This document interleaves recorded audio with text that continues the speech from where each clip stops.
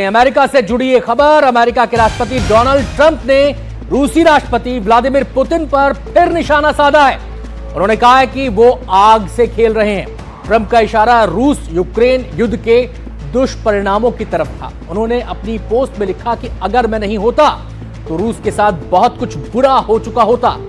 Truth social पर share एक post में ट्रंप ने लिखा, पुतिन को यह समझना चाहिए कि अगर मैं नहीं होता तो रूस के साथ अब तक बहुत ही बुरी चीजें हो चुकी होती। वो आग से खेल रहे हैं। डोनाल्ड ट्रंप लगातार पुतिन पर हमलावर हैं। इससे पहले उन्होंने रूस के राष्ट्रपति व्लादिमीर पुतिन को क्रेजी कहा था। आपको बता दें, सीधे हम रुख करेंगे। हमारे सहयोगी उमा शंकर हमारे साथ जुड़ गए हैं और जानकारी देने के लिए। उमा, ट्रंप तो दावा करते थे कि चुटकी बजाएंगे और समझौता करवा देंगे, युद्ध रुक जाएगा, लेकिन पुतिन तो बात ही नहीं सुन रहे। आखिर इस गुस्से की वजह क्या है ट्रंप की पुतिन पर?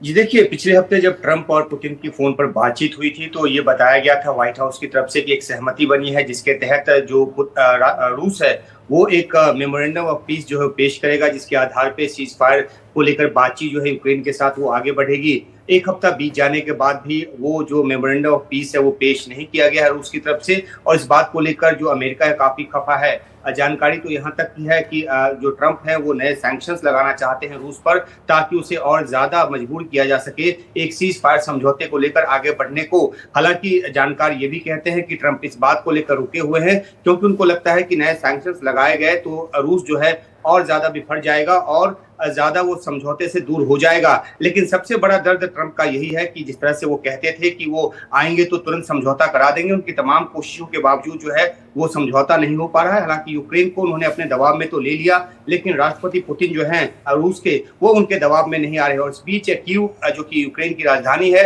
उस पर ताबड़तोड़ हमले किए हैं रूस ने, जिसमें बड़ी तादाद में जो आम सिविलियंस हैं उनकी जान गई है। और इस बात से भी जो ट्रंप है वो खफा है। इसलिए पहले उन्होंने क्रेजी कहा और अब जो है सीधे तौर पे उन्होंने अपने पोस्ट के जरिए कहा है कि जो पुतिन है वो आग से खेल रहे हैं और इसका खामियाजा जो है उनको भुगतना पड़ेगा। जी उमा, एक बात जहन में आती है, एक सवाल जहन में आता है कि ट्रंप लगातार बयान दे रहे हैं, लगातार अपने गुस्से का भी इजहार कर रहे हैं, लेकिन पुतिन शांत हैं, वो चुप्पी साधे बैठे हैं, ना तो वो रिएक्ट कर रहे।